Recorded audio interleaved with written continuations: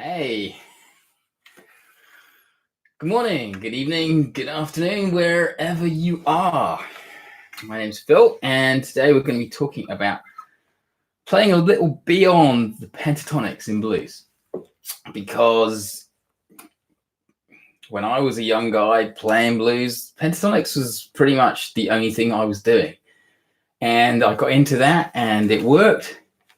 And I kind of kept doing it longer than I should. And I never really explored anything else because it was comfortable and easy and I knew it worked, and it became the safety net.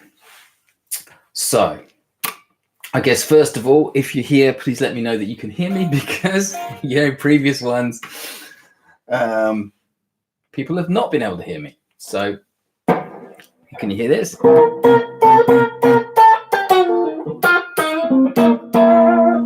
bit of a test on that, and I'll do a bit of a warm-up. I don't know why, but I need to grab this.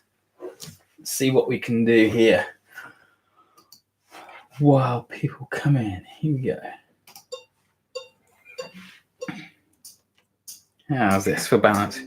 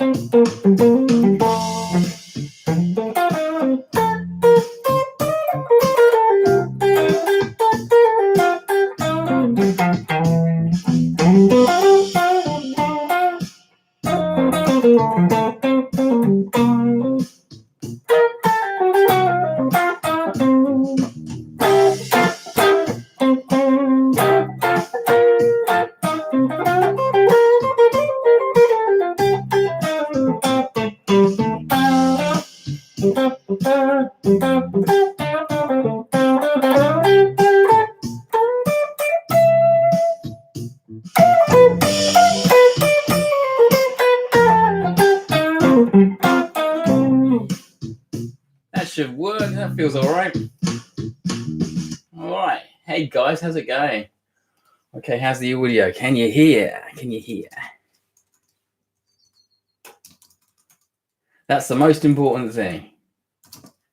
Before we set sail, we have a few people in. Hi, how you doing? Welcome, welcome. All right, so we're talking about soloing beyond pentatonics.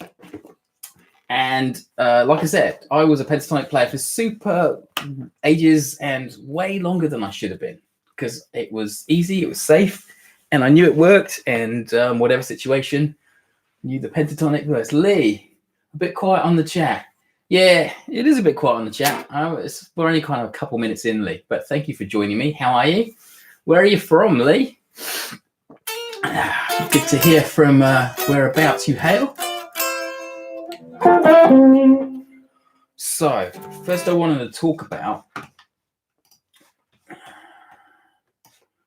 we all know we can use UK, up north. All right. So, like Sheffield North, or like beyond Sheffield. Sheffield's the furthest north I've been in the UK, even though I grew up there. But yeah, I went to Sheffield for a wedding. Oh, Manchester. Sweet. I've never been to Manchester. I always had a banging music scene, but I'm a shandy drinking southern puff. I was brought up in the West Country in Somerset, in southwest of England. Okay, so we know we can use major and minor pentatonics over the blues, but nobody's ever said why. We know it works because we can hear it works. Hey, Vapo. Good to see you back, man. Thank you for joining me again. I missed you last week, but I couldn't get the chat to work last week. But this week, I think I've had 3 goes at this live stream thing, and this might be the most successful yet. We're just talking about major minor pentatonics over the blues and how we know they work. But I just wanted to explain why they work. You got a notice, but you were out in the woods blazing. Out in the woods blazing. You made a wood fire, or were you blazing the crop? You don't have to answer that. Inhaling. Wood smoke, yeah. Okay, so the reason we can use major or minor pentatonics over blues chords, blues is normally seventh chords, or at least very fundamentally, we have a seventh chord. It's made up of these four tones. It's got a root, it's got a third, it's got a fifth, and it's got this flat seven. So if you kind of wrote it out as one of those cool formulas, it will be 1 flat 3, no 1 3, sorry, 5 and 7, flat 7. Oh gosh, need more coffee. A seventh chord is 1 3 5 and a flat 7. Okay, so that's what makes up the chord. Now the minor pentatonic is a 1 flat 3 4 5 and flat 7. So if we take the chord and compare it to the scale, the chord is 1 3 5 and flat 7. Flat 7 is the important kind of sound for a dominant. It's the pull between the 3 or the major third, which is basically puts it in the major category. Anything with a major third in it, I basically put in the box labeled major, so I know how to deal with it musically. But it's got this minor third, or this minor 7, or the flat 7. So in one respect, it's being pulled towards the major side of things because it's got a major third in it, and technically it kind of does fall into the category of being more major. But there's a tension because it's pulling also in that minor direction with the minor 7. So it's that kind of tense sound that gives the dominant sound its dominant sound. Okay, the reason we can use minor pentatonics and major pentatonics is because they both contain a few of the tones that are contained in the chord. The chord is 1 3 5 and flat 7. Minor pentatonic is 1 flat 3 4 5 and 7. So the minor pentatonic has the 1 that's common to the chord, the 5 that's common to the chord, and the flat 7. So 3 out of 5 of the tones in the minor pentatonic match exactly the pitches in the chord. And even though the chord has got a major 7, or a natural third or a major third, and the pentatonic's got a minor third, we usually curl that minor third up.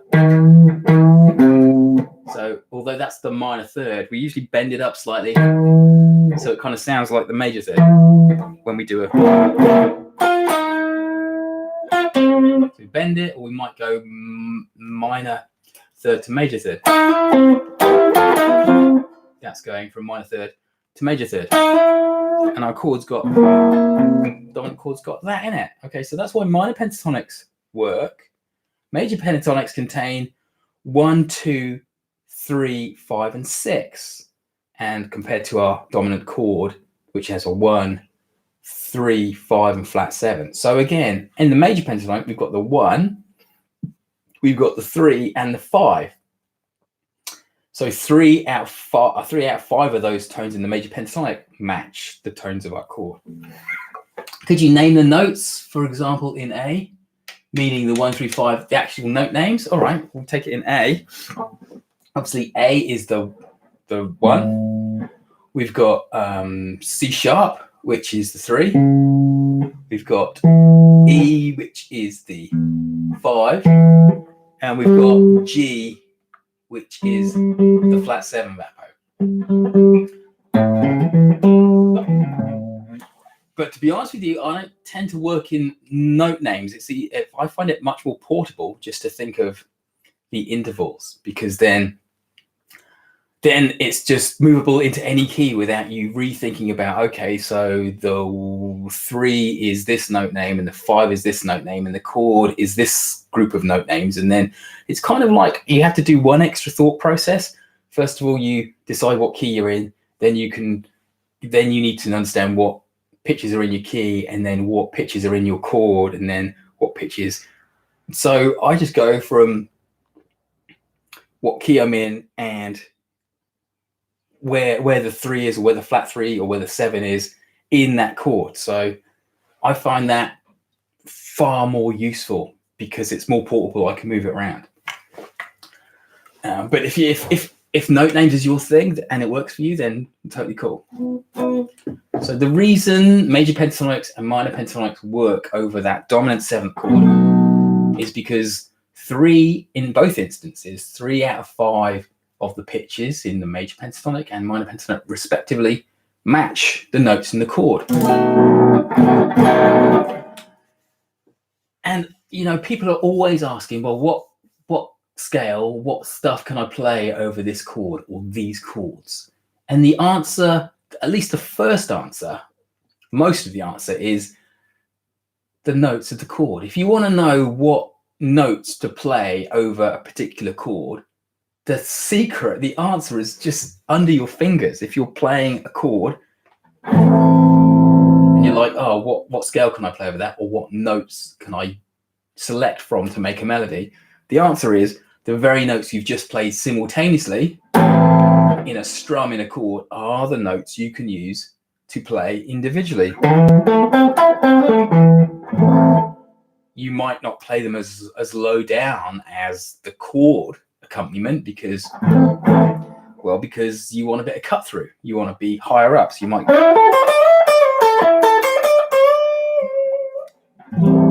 Okay, all that's good over that. So that's not the only notes you can play over that chord, but those are the chord tones. We're literally taking the notes of the chord and playing them over the chord. So it's bound to work because you're literally playing exactly the same thing. Chord tones, Lee, exactly right. But let's talk about beyond our major pentatonics and our minor pentatonics, because we've already said that our major pentatonics and our minor pentatonics contain some of those chord tones. But what else can we use? Because I got really stuck in just playing pentatonics for a long time, longer than I should have done, really. And I used to only play out of minor pentatonic shape 1 box. And it sounds stupid, but it was years before I even knew there were more boxes. There were 5 pentatonic shapes in total. This is what happens when you grow up trying to learn an instrument before the internet was invented. You can't Google it and get the answer. You can ask a mate who plays guitar, and if you didn't know the answer, you might find the answer in a book in the library. But that was like, that's all you had. That's all you had. And I grew up in a small Somerset village, Lee, and there's only one other guy who played guitar. I mean, for a village, that was quite a high percentage of guitar players to have 2 guitar players in the same village. You play all the pentatonic shapes over that, yeah. Well, that's good. I mean, like I said, it was a bit. I remember reading these pentatonic shapes in a magazine and going, "Who knew there was 5 of them?" I thought, there was 1. Oh, hello. I wish I could read Chinese characters, but I can't. So I'll just say hello. I will say. Welcome, how you doing? Okay, so let's get to what we can play outside the scale. We can play those chord tones. The thing that I think is hard is, even though you know the notes you can play, it's well, I've got this scale knowledge. Where do I go from here? A lot of people think learning the 5 pentatonic shapes is the answer to soloing all over the neck. And it's not, actually. I've seen kind of people with ads and Facebook ads and courses going, I'm going to teach you how to solo all over the neck in any key. And then they proceed to teach you the 5 pentatonic shapes. And you will know, right? Vapo scales are not solos. You've got basically some background knowledge here of where you could play and what notes you could choose from. Lee, I had status quo sheet music. You did. Well, that must have been pretty simple. Quo being 3 chords only, it must have been like the same thing printed about 50 different times. Now, I had this one book that I got out of the library all the time. And the library stopped. It was for piano. Oh my God. That's so true. That's so true. We as a group, guitarists were really left out in the cold for a long time. You know, it was kind of, well, if you can't read the sheet music, then you're not good enough, which I can see from a certain point of view might demand a certain level of ability in you for you to achieve, but it's kind of not fair for those of us who are trying to learn. So when tablature came around, it was so overdue. And I remember thinking, oh, thank God, like why is it taking this long? And even some of those instructional books, like not like Hal Leonard, because we didn't get any of that stuff in the UK, but there was a Burt Weedon Playing a Day. I think that was a little before my time. That was kind of the 50s and 60s. Tabs came out, I think, around the early 80s. At least that's when I was exposed to them. And you could buy guitar magazines, and there would be some articles and things and some kind of simple things. But then the big thing was there was like one big transcription per issue. So it might be something mega that you'd be always trying to learn, like Sultans of Swing solo, or I don't know, a Van Halen song, or something that was, you know, really up there. You would buy the magazine and you get that transcription. And I've still got, let's have a look. I've still got some of them, not super ancient ones. Let's have a look at here. All right, yeah, here's an exact example. This is Have a Cigar. This is from August 2000. Wow, this is like a 20-year-old magazine. Have a Cigar. It's a mammoth 17-page transcription of the Pink Floyd classic. Yeah, I heard something about a transcription of Eruption. Exactly, Fapo. That was kind of how I think, personally, how these magazines got sold, because there were things that kids like me wanted to learn. We didn't have the skills as yet to know where to put our fingers or what on earth we were doing.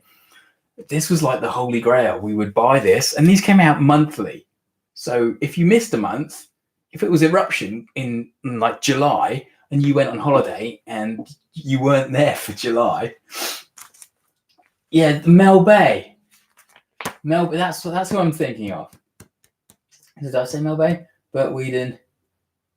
Nah, I never read the articles either. I just went straight to the transcription.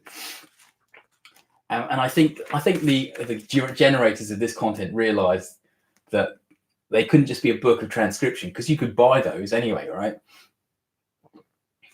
Hey, Gerard, you've got some Total Guitar Mags from the 90s. I've got some earlier than that, I think. But it's kind of great to go back and look at some of the adverts and things. Not just the transcriptions. Like here, look. This is a picture of Guthrie Govan. Like a young Guthrie Govan. Isn't that cool? So here Guthrie is teaching us how to play chord tone ideas over a backing track. So these were just awesome. Who have we got here? We've got Martin Taylor teaching us the theme to the Flintstones, which is basically, I think, a 1, 6, 2, 5, 1 progression. The cartoons are well dated. I think one of the most interesting things, Lee, was adverts for things like Andertons. You know, because Andertons have got like a massive YouTube channel now. Oh, I swear there was an Andertons advert in here, but you know, it wasn't for a YouTube channel because it didn't exist back then. Oh, I can't find it now. Ready to rock. Okay, a battle of the bands thing. The usual obligatory saucy lady in a t-shirt holding a guitar mag.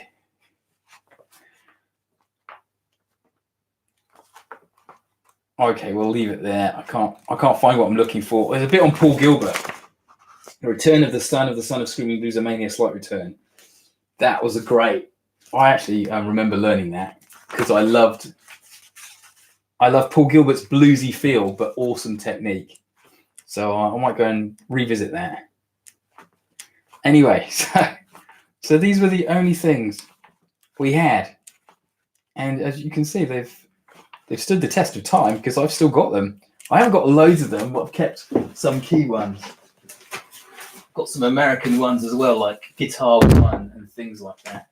Oh, just bang the mic. Sorry, guys, that would have been a terrible crunch. So, and then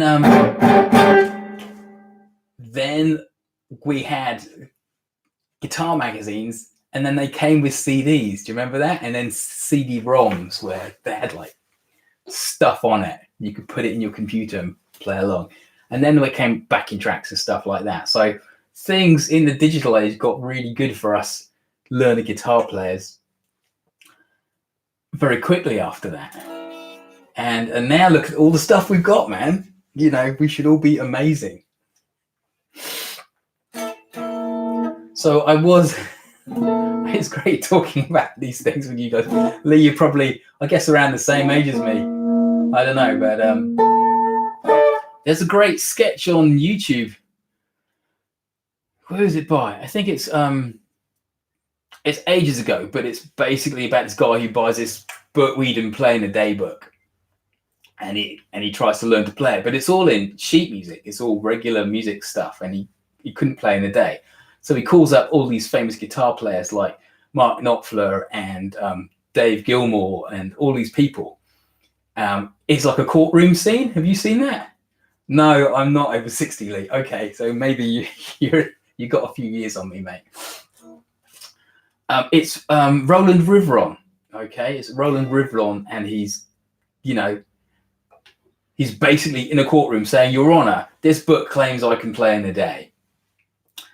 I'd like to call the first witness," and he calls Mark Knopfler, and he says, "All right," opens the book, and he says, "All right, see if you can play what's here." And Mark Knopfler's going, "Oh, it's just got the dots. I don't understand how to play it." And then he brings in lots of celebrity guitar players, and they basically say the same thing. It's just got the dots. It's just sheet music. I don't know where to put my fingers. And so, Burt Weedon is guilty as charged. Okay. Let's talk about other stuff we can do over blues chords because I think it's a sticking point for a lot of people. I don't know, Lee, Vapo, you're playing Pentatonics, but I tell you what, in a blues situation, it's only been, I don't know, in the last 10 years that I've really dug into other scales to mine for phrasing, for extra notes I can play instead of just pentatonic 5-note stuff. My favorite thing to do is just to take notes from the major scale. So if we've got this C7, we've still got this C major scale. Now some of those notes, Vapo says, I've been playing a mix of minor and major pentatonic in the same box and randomly approach notes. Yeah, we could talk about that because I thought it was random too, but it turns out it's not. There's a technique they use in jazz which is really interesting, which says it's kind of a technique. It's a kind of a guideline which says what is it? It's one scale note above the target note you're aiming for, and then one semitone below. So if, for example, you wanted to target this note here in the chord, you'd start one scale note above, So this is the major third. This is a 3, so you want to go up 1 to the 4. Then you're going to go here, and that's the 9 or the 2, and then land on the 3. So instead of just playing the 3, you go. So if you took like these 3 notes, this one the 3, this one the 5, and this one the root, you could go.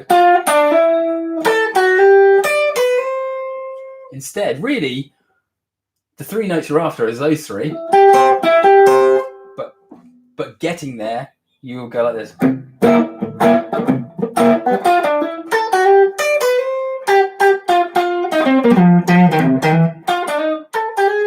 Wrong. It's like jazz.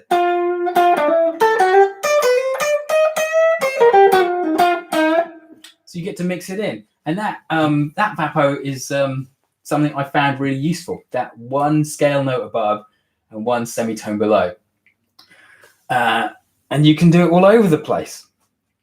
The thing that also I found really useful is just using notes from the major scale, like that's this note. It's the major 7, and it doesn't sound very good against the root, especially in blues, because obviously you've got the major 7, but the blues chord is a 7th chord, and the blues chord has a flat 7 in it. So you've got like you've got these 2 playing together over this root. So it's kind of horrible, and you never let them ring like that. But if you use the major 7 briefly and not on a strong beat, it works really nicely. I mean, check this out.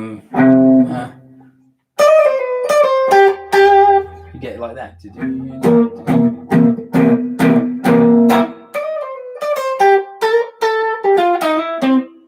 So I was going, and there's a major 7, but you put it into that rhythm, that because we're not hanging on it for long. It's perfectly viable as a note to phrase with. Similarly, other notes.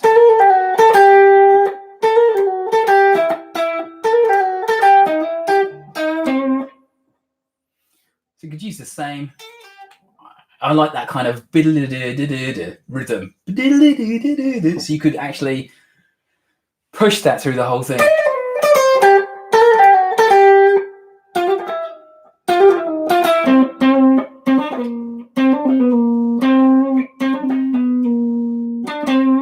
Okay, yes. So that will give you a minor 7.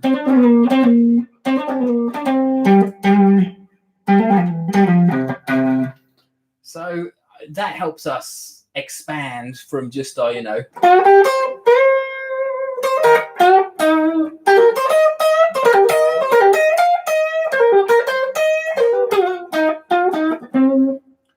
it can sound kind of, a bit samey after a while with the old Pentatonics. So don't discard notes from the major scale if you can put them in your phrasing on, what do they call it? Not non-strong beats. I can't remember what they call it. Is it agapucci or something? I can't remember. There's an Italian special proper musical term for it, but it just basically means if you've got 1, 2, 3, 4, 1, 2, 3, 4, 1 and 2 and 3 and 4, it just means that you put the kind of the weird notes, the notes outside on the ands. So those are on the offbeats. Okay, so you go. So if you had like 1 and 2 and 3 and 4 and 1 and 2 and 3 and 4 and 1 and 2 and 3 and 4, so you put that on the and so that's how you get away with it, because it's not on a rhythmically important beat as well. And I kind of read that in a jazz book too, so that's kind of useful. 1 and 2 and 3 and 4 and 5 and 6. So you could get away with some weird chromatic stroke outside lines without sounding wrong, because every time there's a strong beat, you're playing a chord tone or a note in the scale. And that's what kind of, it's almost like it doesn't matter what you do as long as you end up on the right note at the right time, you know.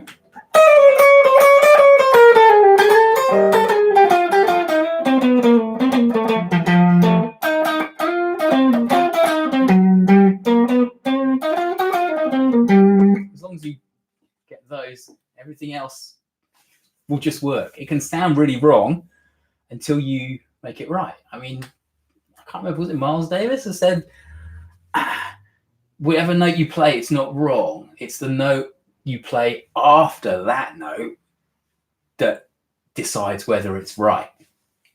Something like that, I don't know. But yeah, chromatic notes and notes outside the scale are super useful. And also you've got the other stuff like the diminished scale, which you can kind of put anywhere because it's just so weird. Lee says finding the target notes can be a challenge though, especially jamming. Yeah, especially if you put on the spot, definitely like at a blues jam or something, it does require a bit of homework, a bit of kind of preparation stuff. You know, you need to really prepare and woodshed that stuff in your bedroom, so you know where you are. So when it comes to playing live, even if you learn one or two places, because you do have to have certain facility and lots of kind of accumulated knowledge to just know where they are off the fly. But if you just work off the bar chords, easy for 1-4-5, but more complex stuff is harder. Yeah, but remember what I said about if you want to know what notes to play, especially over something a bit more complex, you know, if you've got a simple extension to the 1-4-5 would be the 1-4 and a 2-5. When you get like a dun dun dun dun dun dun dun dun dun, you get like a. So you've got that in the key of C. We've got this D minor in there. Can you explain, Max Face? Can you explain how you treat each chord as a key change? I've heard Matt Schofield says he does this. Please use Pentatonics and show how you navigate the changes in A. Yeah. I've heard Matt Schofield talk about that too. And if you guys are interested in Matt Schofield, I just tabbed and did a lesson on Black Cat Bone. That's a very particular live version of Black Cat Bone by Matt Schofield. But it's just the most incredible live performance I've ever seen, Matt. And he does a 72 bar solo. I've tabbed 24 bars of it. So if you're interested in that, just search a Black Cat Bone solo or something, Matt Schofield. It should be up there. I posted it the other day, and you can get the tab as well. So that's the main thing. Max Face, so let's deal with changes in A. Okay, so if you're in A,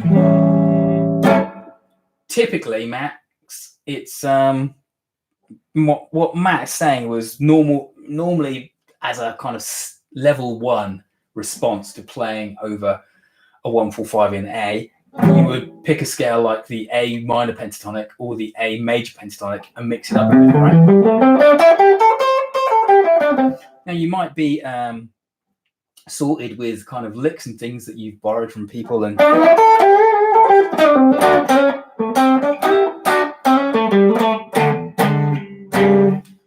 what Matt is saying is when it moves to say the D,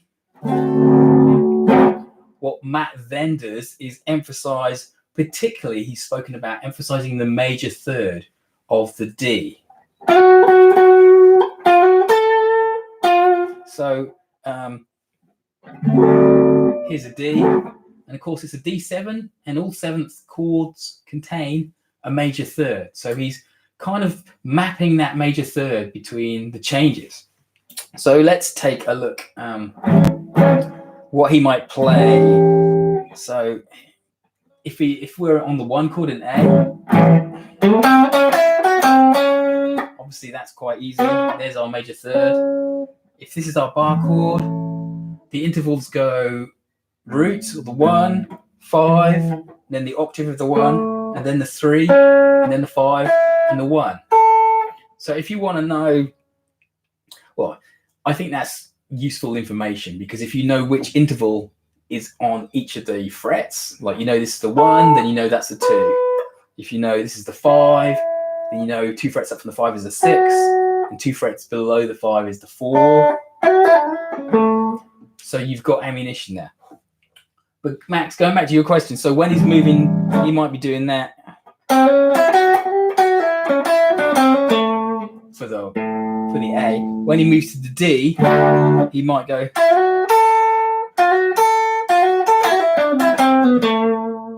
Okay, so there he's gone. Now this is a passing note, but then we hit this note, which is in the D chord. Okay, so he's hitting that one.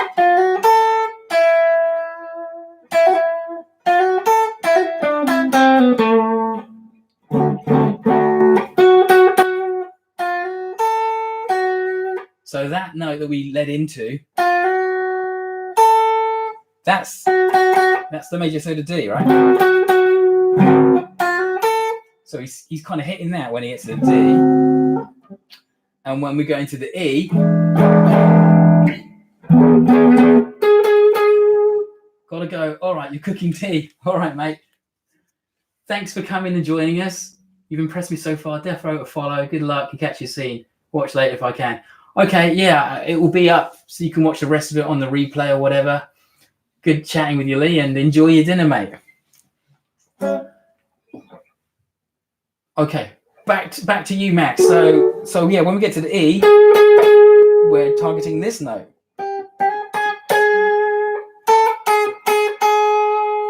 So the best thing, I think the best preparatory work is to be working on your triads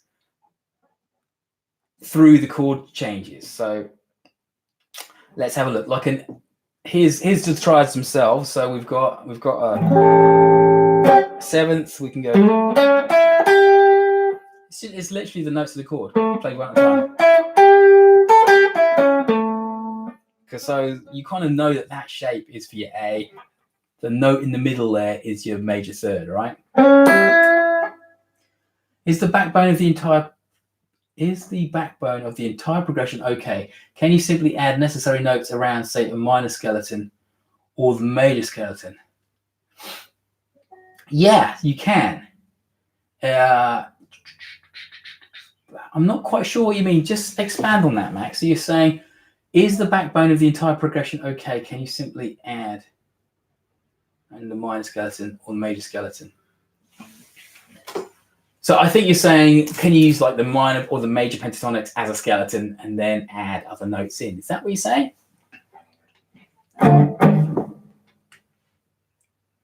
Is the backbone in A is what I meant. Oh, yes. Yeah, so whatever, if we were doing a blues, you would consider certainly whatever the 1 chord is, that's the root of your key. So if the 1 chord is in A, then we're going to relate all our scales and stuff that we're going to do to be in A also. So if you're doing a progression that's A to D7, A7, and then E7, D7 to A, you would locate all your scales from in A. But what Matt is doing, like I said, he is treating every chord as a key change, which means he moves the root to the next place. Okay, so in A, he's playing off the A scales that he's using. Might be A mixolydian or might be A major pentatonic. When it goes to D, he's moved his thinking to the D major pentatonic and D mixolydian, and as long as he's hitting the chord tones in the D, match. What happened to your Hendrix Strat? It is in a case. It's either in the other room or it's around here somewhere. But as you can see, things aren't exactly organized in the space I'm in a minute. It's a little bit squashed. Don't worry, I haven't sold it. I perform in a Hendrix tribute show, so I need the Hendrix Strat. It's just not out today, mainly because it's in E flat. So, I like people to be able to play along or whatever. And that could be very confusing if I'm E flat and I forget to even mention I'm in E flat and other people got their guitar and they're in E. That just sounds terrible. So, Max, does that help unravel things a little more for you? So, Matt, can you schedule a Skype lesson? Whereabouts in the world are you, Max? We could probably work something, but I'm in New Zealand, and so quite a lot of the time zone difference doesn't often work. But we could see if we can make it work for you if you're interested in the Skype lesson.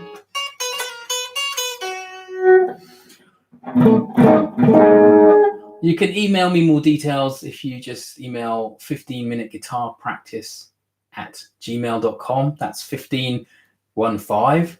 Let me just drop that in. You can email 15-minute. It's a bit of a type, unfortunately. Guitar practice at gmail.com. Okay, if you email me, Max, and okay, so you're in Virginia. Wow. I know it's beautiful there. I've never been. But there's my email. If you just drop me an email and we'll see if we can arrange times, days, that kind of stuff. And I'll give you more details then.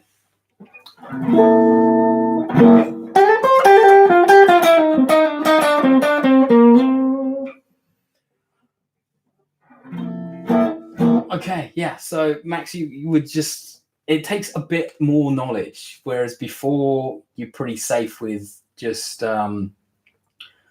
playing over a blues in one key. Like if we're in A, in the key of A, you've got your major pentatonics, your minor pentatonics. That technique Matt uses is more sophisticated, and it takes more groundwork and more kind of prep and practice before you kind of go out and play. And lots of kind of just,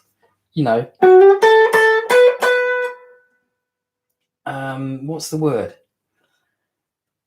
It takes more time to do that, but then you can hear in Matt's playing how that's paid off for him. So you can certainly work on that. And the thing with Matt's playing, and the thing with lots of players is they take, although we've got them going from an A to a D. Okay, we've got an A, say an A minor pentatonic here. Matt doesn't tend to play out of position, i.e. when it changes to a D, he doesn't go up here. Unlike somebody like Hendrix. Hendrix would definitely, if he was here.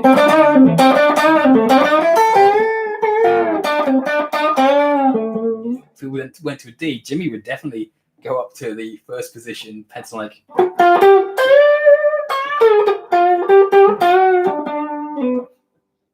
But Matt would stay in position. He'd play the minor pentatonic here. And he'd play the D minor pentatonic in the same position. And one super useful thing you can do is practice the arpeggios. Let me give you an example. Instead of talking about it, let me just play it because I do a lot of talking. Okay, so here's an A7 arpeggio, and then I'm going to do a D7 arpeggio. So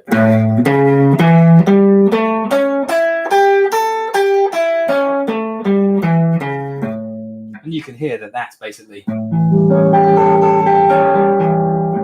almost exactly those notes that I play in the chord, but played individually. Okay, and then to play the D, you want to stay in position.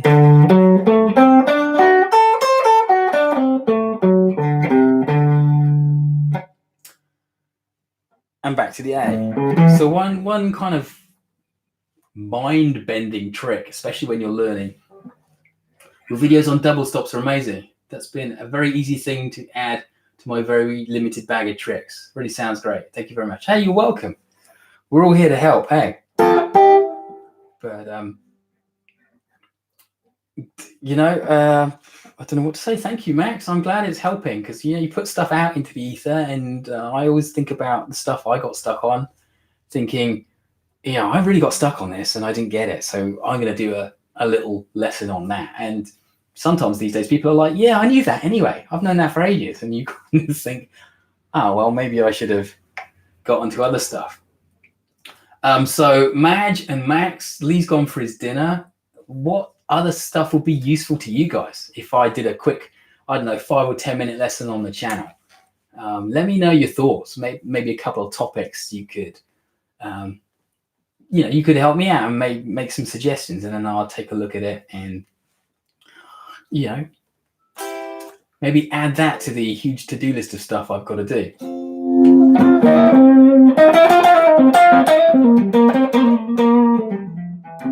So keep getting halfway through something. So the trick, the mind-bending thing was to start with your A and do 8 notes of the A7 arpeggio. Okay. And then after 8 notes, you have to swap to notes of the D7 arpeggio. I'll show you how it works. So basically you start at the bottom of the scale and you go up to the top scale, and then you come down and you go to the bottom. You keep on going top to bottom. But wherever you are in that process, if you're halfway up, if you reach 8 notes of your A7, then you immediately have to change to your D7, no matter where you are in the scale, on the fretboard. So if you do 1, 2, 3, 4, 5, 6, 7, 8, at that point you need to change to your D7, but you haven't reached the top of the scale. So now I need to do D. I'm going to go up to the top. So here's D. And that's our D7 arpeggio. Then I'm going back down. That's 2 notes. 3, 4, 5, 6, 7, 8. And then because I'm heading down, I'm descending. Now I need to change to the A7. And then you have to think about where you are. 8. Then 1, 2, 3, 4, 5, 6, 7, 8. Okay, 8 of the A7 I've done. Now I need to move to the D7. I've left it with this note here. Now I need to move to D7. Nearest D7 note is here. 1, 2, 3, 4, 5, 6, 7, 8. And I'm descending. So now I have to think about the next nearest note in the A7. And that takes some time. It's really hard when you start doing that, but it is a great exercise. It's really, so take your time. I used to do it so slowly because your brain can only focus on one shape at a time.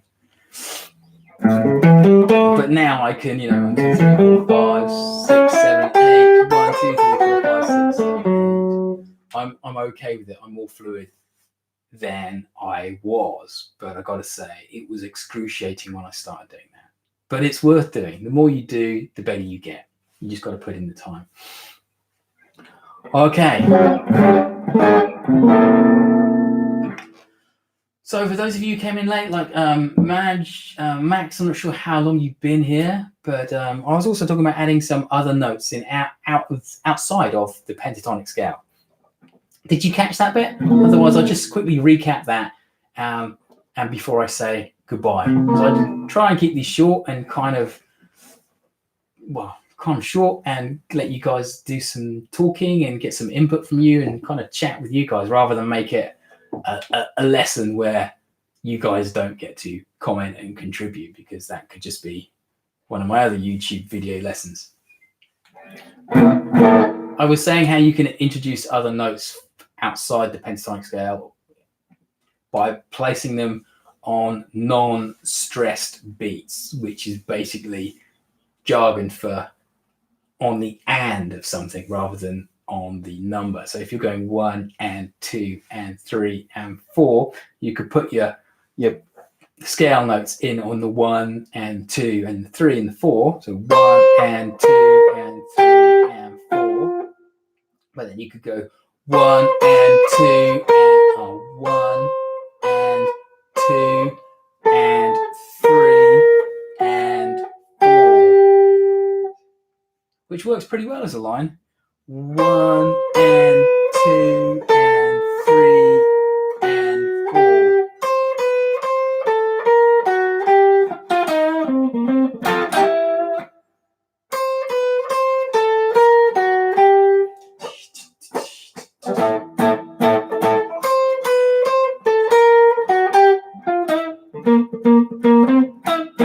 So yeah, kind of works like that. So that's how you can introduce other notes that you wouldn't normally play into your Pentatonics playing. So that's all I really wanted to talk about today. I'm glad we've made progress with this whole thing. You can hear me, I can see you, you can comment, I can reply. It's all worked really well. It's kind of cool when the tech actually works, and you know, tech probably works just fine. It's just the human individual couldn't work it out well enough soon enough. So Max and Majd and Lee's gone for his dinner. Whoever else is here, thank you guys. I'm going to say goodbye now. But please subscribe to the channel if you want to hear when I'm doing a live stream. I try to do one kind of every Sunday here for me, Sunday morning, about this time basically. And check out that Matt Schofield lesson I just did. It's a big one. It's been my life's work for about a year, learning it. You know, once you learn something, it still takes you ages to kind of bed it in and play it effortlessly. Max, a series of videos on licks in each of the 5 positions in minor and major pentatonic would be extremely helpful. Okay, man, that's a real straightforward one. I can do that. So I'll put that on the list. But yeah, licks in each of the 5 positions, I can totally do that. Cool. All right. Well, I will see you guys if you're around about this time next week. Check out the other videos at 15-Minute Guitar. You can check out the blog at 15minuteguitarpractice.com. There's a few things on there. And yeah, thanks for joining me. I'll see you next time. All right. See you later, Max. Bye for now.